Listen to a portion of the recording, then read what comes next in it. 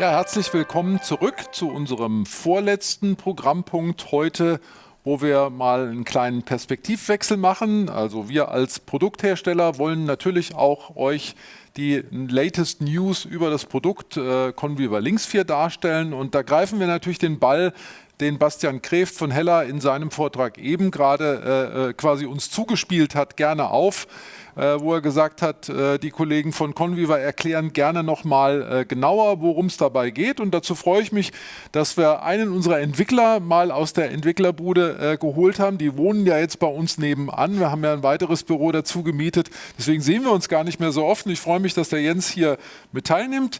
Jens hat Mathematik mit Schwerpunkt Informatik studiert und war wissenschaftlicher Mitarbeiter an der TU Darmstadt im Bereich IT-Security und ist seit 2013, da sind wir quasi in einem Jahr dazu gestoßen, Softwareentwickler bei Conviva. Ja, und ich freue mich, dass er uns mal einen kleinen Überblick gibt über die aktuelle Situation Conviva Links4 und was es dazu Neues gibt. Jens, the stage is yours. Dankeschön. Ja, vielen Dank für die nette Einführung. Auch von mir ein herzliches Willkommen zum Link Data Day 2021. Ich stelle heute Conviva Links4, die Low-Code Big Graph Plattform vor. Dazu werde ich einmal kurz rekapitulieren, was die fachlichen Anforderungen in der Fertigungsindustrie sind und auch die Problemstellung nochmal beschreiben, die wir hier lösen wollen. Anschließend gehe ich eben jetzt auf die technischen Anforderungen ein und Herausforderungen, die sich eben durch diese Problemstellung ergeben. Danach gehe ich auf unseren Lösungsansatz, eben die Enterprise Knowledge Graphen ein und schließe dann ab mit einer detaillierten Betrachtung von eben Conviva Links4. Ja, hier sieht man nochmal kurz, was die fachlichen Herausforderungen und Ziele eben sind. Und wir wollen jetzt aber den Blick hiervon wegwenden hin zu den technischen Herausforderungen und Anforderungen, die sich eben durch diese ganzen Dinge ergeben. Wie auch bereits schon mal gesagt, ist es so, dass End-to-End Product und System Lifecycle Management eben Vernetzung und Traceability von Modellen und Daten über den Lebenszyklus, über den gesamten Lebenszyklus hinweg braucht. Und das größte Hindernis hierbei stellt eben die mangelnde Vernetzung von Enterprise-Datensilos dar. Und da insbesondere halt auch einfach, muss man noch betonen, die schiere Menge der Enterprise-Datensilos, die hier vernetzt werden müssen, die bei größeren Unternehmen in die Tausende gehen können. Wie äußert sich diese Vernetzung oder mangelnde Vernetzung besser gesagt? Bezogen auf die Daten von Business-Objekten ist es so, dass wir teils das Problem haben, dass die Daten eben fragmentiert vorliegen. Das heißt, wir haben ein IT-System, was den einen Teil der Daten eben speichert zu einem Business-Objekt. Dann haben wir ein anderes IT-System, was den anderen Teil speichert. Und damit ist natürlich so eine ganzheitliche Sicht auf so ein Business-Objekt schwierig.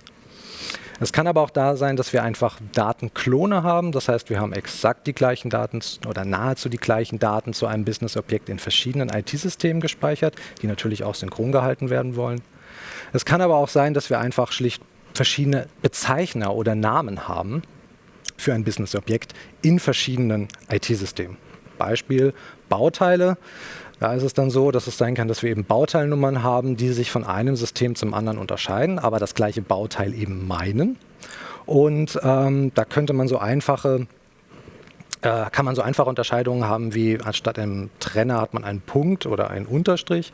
Das Ganze kann aber auch deutlich komplexeren Regeln folgen, sodass es nicht ohne weiteres ersichtlich ist, weder für eine Maschine noch für einen Menschen, dass eben hier das gleiche Bauteil gemeint ist. In Bezug auf die Relation zwischen den Objekten hat man natürlich durch eine mangelnde Vernetzung es so gegeben, dass diese Relationen nicht notwendigerweise explizit vorliegen.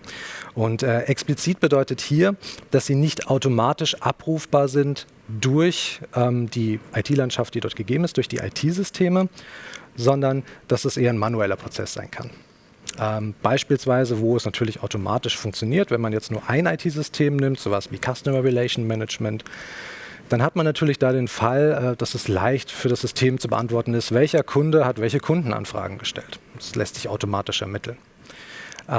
Wie gesagt, wenn es über Enterprise-Datensilos hinweggeht oder IT-Systemgrenzen hinweggeht, dann ist es oftmals auch ein manueller Prozess. Man kopiert aus irgendeinem Freitextfeld oder Kommentarfeld einen Bezeichnernamen, führt ihn über ein anderes Tool, was wieder mit einem anderen IT-System verbunden ist, um eben das andere Business-Objekt zu erlangen. Oder gar, man hat gar nicht Zugriff darauf, was dann dazu führt, dass man tatsächlich jemanden anrufen muss oder kontaktieren muss und der sucht einen das dann heraus. Und wenn man natürlich eine sehr lange Kette verfolgen möchte, wird das Ganze sehr komplex und es dauert auch einfach länger. In Summe bedeutet das eben, es ist schwierig oder sehr schwierig sogar, Objekte und deren Relationen eben über Systemgrenzen hinweg automatisch zu ermitteln und zu verfolgen. Schauen wir nun mal auf technische Herausforderungen, die sich jede Plattform stellen muss, die eben eine Lösung für diese mangelnde Vernetzung bieten möchte.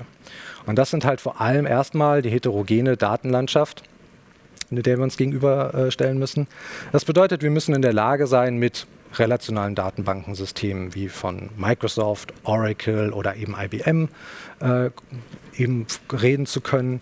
So eine Plattform muss in der Lage sein, Dokumente zu verarbeiten, XML, JSON-Dokumente, Office-Dokumente, hier allen voran natürlich auch Excel, Word-Dokumente, aber auch Dinge wie PDF oder gar Bilder. Im Kontext von Big Data ist es so, dass wir natürlich in der Lage sein müssten, eben sich mit Hadoop-Clustern zu verbinden oder Spark-Clustern oder NoSQL. Das sind so gängige Techniken in diesem Gebiet. Nutzt man, was ja auch ein zunehmender Trend auch teils ist, eben auch die Dienste von den großen Public Cloud-Providern wie Amazon oder Azure, jetzt nicht unbedingt in deren Public Cloud, sondern auch als Private Cloud, dann muss man natürlich auch mit deren Cloud-Diensten reden können. Hier vor allem halt auch Cloud-Storage-Diensten. Dabei sei genannt zum Beispiel Amazon AWS S3 oder eben sowas wie Azure Blob oder File Storage. Wenn man Live-Daten verarbeiten möchte, eben im Unterschied zu den anderen Systemen, dann ist es eben auch so, dass man Anbindungen ermöglichen muss, wie zum Beispiel an Systeme wie Apache Kafka, die einem kontinuierlich eben Änderungen und Neuerungen vermitteln. Weite technische Anforderungen sind natürlich zuallererst neben den Datenquellen für so eine Plattform, dass wir natürlich das Business-Objekt zugreifbar bekommen als Ganzes. Das hatte ich ja vorher erwähnt. Man hat eben so eine Datenfragmentierung zum Beispiel oder eben diese Datenklone. Man möchte dass die Plattform einem diesen Zugriff ermöglicht. Oder diese ganzheitliche Sicht, besser gesagt, ermöglicht. Ebenso sollen die Relationen, an denen man interessiert ist, eben auch explizit gemacht werden können und traversierbar gemacht werden können. Und eben für alle Mitarbeiter des Unternehmens, die diese Informationen benötigen, eben auch zugänglich gemacht werden können. Wichtig ist natürlich auch, dass die Informationen, die in dieser Plattform gehalten werden bezüglich der Business-Objekte und Relationen eben auch möglichst aktuell ist. Das heißt, Änderungen, die getätigt wurden, sollen so schnell wie möglich verfügbar sein. Die Abfragen, die man dann stellt, wie sehen die Business-Objekte gerade als Ganzes aus, wie sind die Relationen und so weiter, die sollen natürlich auch möglichst schnell stattfinden. Wie gesagt, vorher hatte ich ja beschrieben, dass der manuelle Prozess schon sehr lange dauern kann, aber selbst der automatische Prozess sollte natürlich sehr schnell vonstatten gehen. Wichtig ist auch, eben in dieser dynamischen IT-Landschaft, in der man Datenquellen hinzubekommt, in der sich Datenquellen auch einfach ändern und auch Funktionalität ändert, dass Lösungen, die man darauf aufbaut, nun eben eine kurze Time to Market haben. Das heißt, man möchte sie schnell natürlich dorthin bringen, aber wichtig ist auch, dass die Lösungen, die man entwickelt, auch leicht adaptierbar sind und erweiterbar, auch in Bezug eben auf diese Datenquellen. Weiterhin ist es natürlich wünschenswert, dass nur ein kleines Team notwendig ist, um eben diese Lösungen zu warten, zu implementieren. Und das bedeutet auch vom Data Engineering, also vom Extrahieren der Daten von den Datenquellen bis hin zum Bereitstellen für den Endnutzer. Ein weiterer Teil ist natürlich auch Access Control, das heißt, sprich, dass Zugriffsrechte, also Security, auch gewahrt bleibt, so wie es bisher im Unternehmen etabliert ist. bezogene Daten, das heißt, jemand sollte nicht mehr sehen, als er eigentlich auch schon vorher sehen durfte. Man sollte auf jeden Fall auch in Zukunft Cloud Native sein. Das heißt, man läuft in einer Public, Private oder Hybrid Cloud, meist über Container oder Kubernetes und unterstützt eben auch eine robuste Automatisierung in diesem Fall. Das sind zum Beispiel bezogen auf Deployment oder Scalability. Bei Deployment kann man sich hier vorstellen, dass eben ein automatisches Rollout von einer neuen Plattformversion, Softwareversion eben ohne Downtime geschieht. Bezüglich Scalability ist es sowas wie automatisches Upscaling oder einfach automatisches Upscaling, sodass auch man hier, dass das für einen auch hier erledigt wird. Generell ist es so, dass natürlich Skalierbarkeit und insbesondere auch horizontale Skalierbarkeit eben eine wichtige Rolle spielen. Wie gesagt, es kommen immer mal wieder neue Datenquellen hinzu, man erschließt immer wieder neue Sachen und da ist eben Skalierbarkeit ein sehr wichtiger Punkt. Interoperabilität bezüglich offener Standards ist natürlich auch sehr wichtig. Das heißt, wenn man schon sich mit nicht nur diesen vielen Datenquellen verbindet, einmal das ist natürlich ein Punkt, wo man, geht es eben darum, sich mit den Datenquellen zu verbinden, einfach offene Standards zu unterstützen. Aber auch nicht nur, dass man das Anzapfen der Datenquellen eben darüber ermittelt, sondern natürlich, dass man auch selbst offen ist für andere. Weiterhin auch die Unterstützung für DevOps-Prozesse, etablierte DevOps-Prozesse im Unternehmen sollen natürlich auch mit aufgegriffen werden und man sollte nicht eine Art Schatten-IT eben haben. Kommen wir nun zu unserem Ansatz, dem Enterprise Knowledge Graph. Der Enterprise Knowledge Graph ist eine semantische Repräsentation von Unternehmenswissen über die datenspeichernden Systeme und Prozesse hinweg.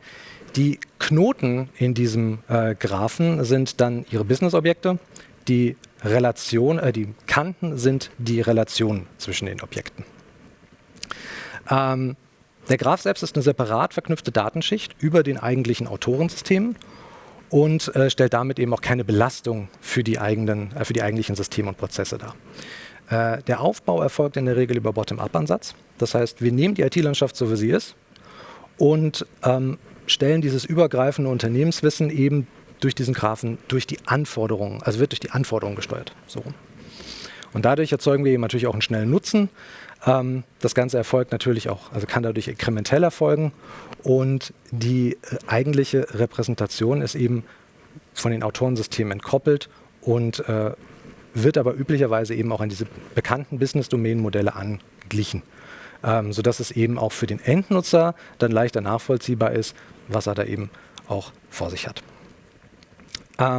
Wie gesagt, die Repräsentation kann leicht angepasst werden, um eben auch weitere Datenquellen zu erschließen. Und man kann sich so einen Enterprise Knowledge Graphen vorstellen als so eine Art Index der Metadaten der Business-Objekte und deren Relation auf den Originaldaten. Und daher braucht es eben auch nur eine kleine Menge, verglichen mit eben nur die Metadaten, an Daten, die eben auch in diesen Graphen persistiert werden müssen. Was übrigens auch wieder natürlich zur Geschwindigkeit beiträgt. Damit sind eben diese Graphen schnell und inkrementell berechenbar, eben durch automatische Updates von den angebundenen Systemen. Und auf Basis dieser Enterprise Knowledge Graphen lassen sich dann eben graphbasierte Applikationen entwickeln mit der Linksphere-Plattform, aber man kann das auch in bestehende Applikationen, die bereits da sind, integrieren. Die Grundlage von Use Cases, die wir üblicherweise bedienen, sowas wie Changed Impact Analysen und so, bildet in der Regel so eine Volltextsuche über die Business-Objekte und Systeme und über diese Relationen da, also welche Relation die Business-Objekte stehen. Damit kann man dann üblicherweise die Fragen beantworten, sowas wie, wieso wurde dieses Bauteil geändert, wer ist der Experte für Beleuchtung oder sowas. Und für diese Grundlage bieten wir eben Links4 Easy an, die Engineering Search, um eben initial einen schnellen Mehrwert zu bieten, der dann eben auch mit weiteren Use Cases erweitert werden kann oder in der Regel erweitert wird. Kommen wir nun zur Conviva Links4 Plattform.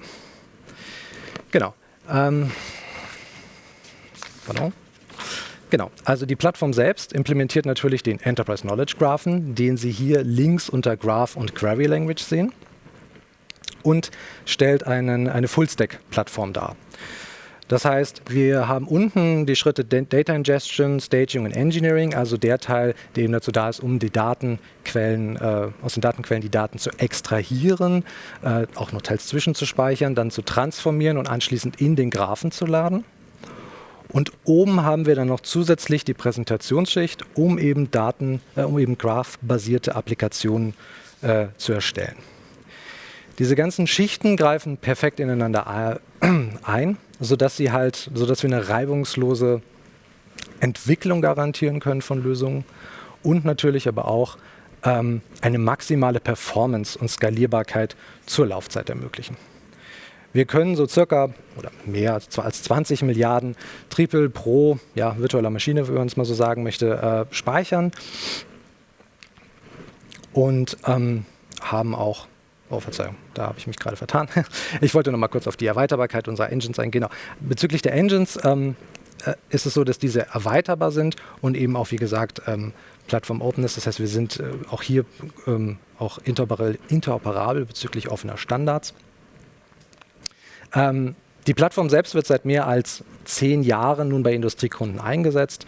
Wir haben mehr als 100.000 Endnutzer, die die Plattform am Ende des Tages nutzen. Und wir können mehr als 20 Milliarden Tripel pro virtueller Maschine eben speichern und können auch mehr als solche 100 Reports pro Sekunde pro Worker-Knoten eben durchführen. Kommen wir nun zu ein paar Highlights der Plattform. Da wäre als allererstes Low-Code, wie es auch schon im Namen steckt.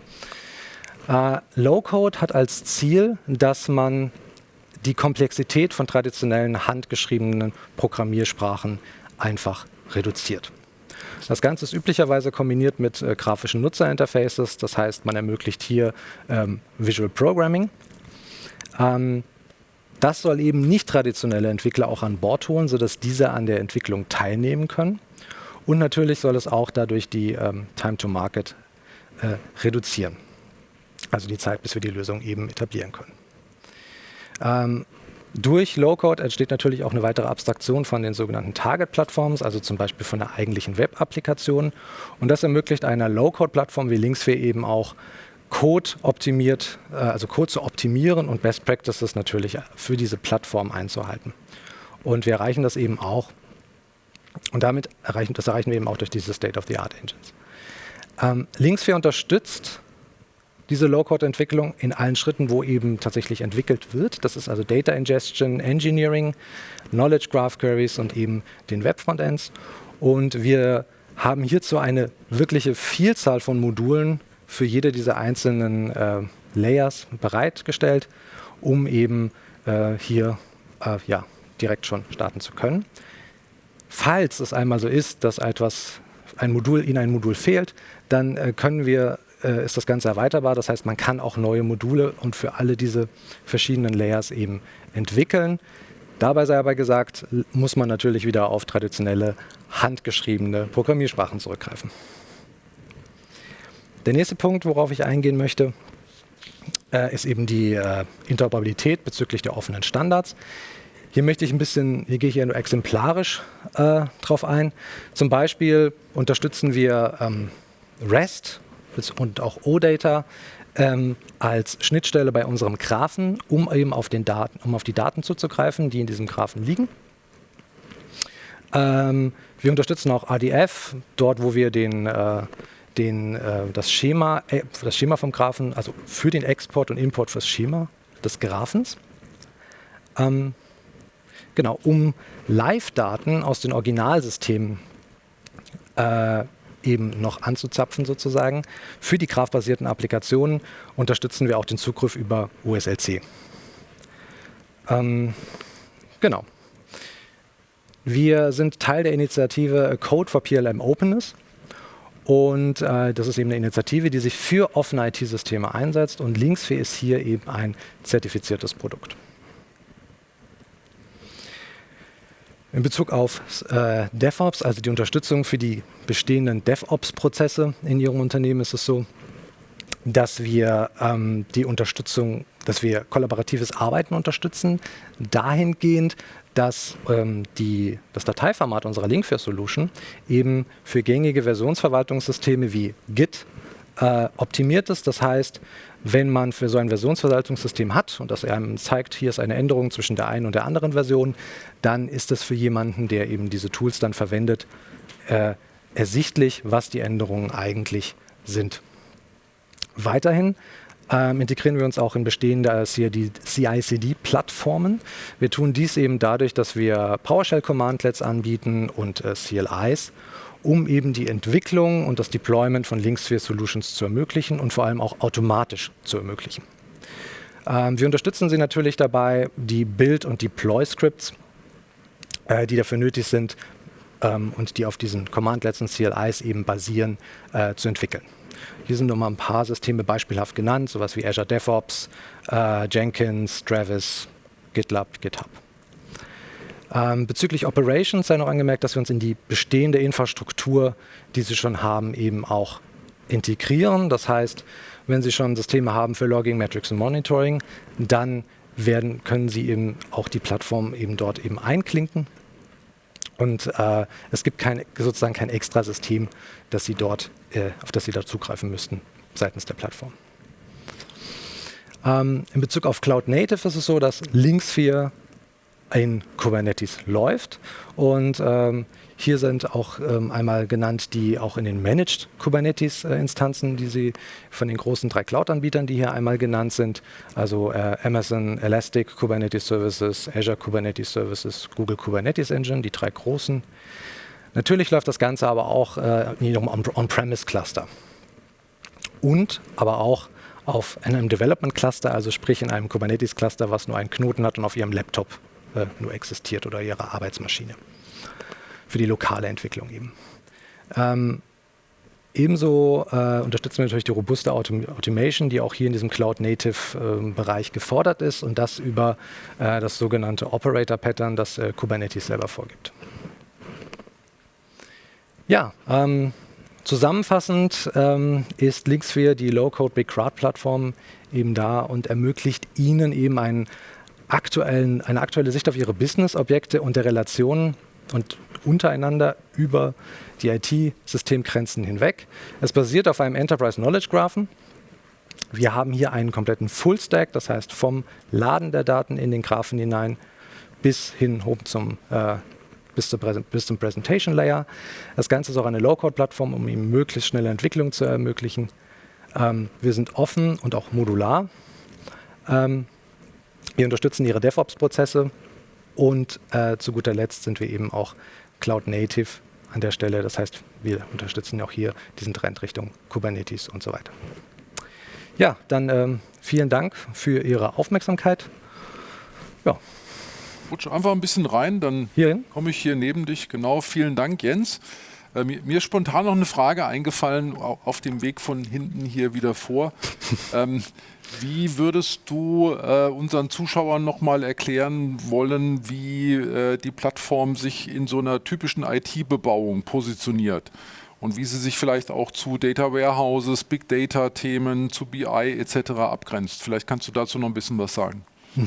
Genau. Also die Plattform muss man begreifen als etwas, was tatsächlich koexistent in der IT-Landschaft dann oder in der bestehenden IT-Landschaft ist. Weil wir befinden uns ja in einem Brownfield in der Regel und genau, das heißt, wir bieten eben durch diesen Graphen eben diesen bekannten Mehrwert und wir nutzen dabei eben auch alles, was dann auch schon vorhanden ist. Zum Beispiel jetzt Data Warehousing, wenn in solch einem System bereits auch Daten aggregiert wurden in irgendeiner Form, die vorteilhaft sind auch für den Aufbau solcher Netze, dann werden diese eben auch genutzt oder können auch genutzt werden. Und gleichzeitig ist es aber auch so, dass was im Graphen drinne steckt, also das Wissen eben, dass das eben auch abrufbar ist und für diese Systeme auch wie Data Warehouse, um eben auch das Wissen wieder zurückfließen lassen zu können und damit eben noch mehr Informationen anzureichern. Okay. Und dann noch ein zweites Thema, was mir auf den Nägeln brennt oder vielen Kunden auf den Nägeln brennt. Plattform klingt ja immer relativ umfangreich und aufwendig. Da kommt schnell die Frage auf, wie verhält sich das mit Updates? Wie einfach ist es, Updates durchzuführen, weil ja doch irgendwie das so ausschaut, es braucht viele Schnittstellen und Verbindungen zu anderen Systemen. Wie einfach ist das wirklich, wenn man so eine funktionsübergreifende Lösung auf der Kundenseite hat, ein Update zu machen? Genau, also bezüglich der Kundenlösung und der Updates dort, also sprich, Sie haben jetzt irgendwie die Kundenlösung adaptiert, irgendwas Neues eingebunden, dann ist es eben so, wie schon vorher erwähnt, bezüglich dem DevOps-Prozess unterstützen wir eben dahingehend die Kunden, dass wir eben ja einfach hier diesen vollautomatischen Prozess des Deployments unterstützen, aber auch in der Entwicklung schon das Testen. Also einfach. Das heißt, wie gesagt, also beim DevOps ist es ja eben so, man hat eben diesen Continuous Integration Teil, wo man auch wirklich dann eben wo wir Unterstützung anbieten, eben auch fürs Testen und eben fürs Entwickeln. Und beim Deployment ist es auch, wie gesagt, uns wichtig, dass das eben vollautomatisch geschehen kann von der Linksphere Solution. Und da eben auch diese üblichen Sachen ermöglicht werden können, wie verschiedene Stages für erstmal eine Testumgebung, dann eben ein nächster Schritt mit ein bisschen mehr Daten, also größeren Datenmengen, bis hin tatsächlich zum Produktionssystem. Also dass man diesem üblichen DevOps-Prozess hier folgt. Bezogen auf die Plattform selbst ist es so, dass uns natürlich Rückwärtskompatibilität sehr, sehr wichtig ist. Das heißt, wenn Sie eine bestehende Linksphere-Solution haben, und es gibt eine neue Version, dass das auch wirklich dann funktioniert. Und hierzu ist es auch so, dass wir von unseren Hauptkunden auch die Lösungen haben, zum Teil, mit Dummy-Daten eben. Und das eben auch einfach nächtlich bei uns testen, dass das immer mit den neuesten Versionen auch einfach klappt, sodass wir sicher gehen können bei einem Release, dass es eben auch funktioniert für diese ganzen Solutions. Okay. Haben wir noch weitere Fragen aus dem Chat? Okay, dann ganz, ganz herzlichen Dank an dich, Jens.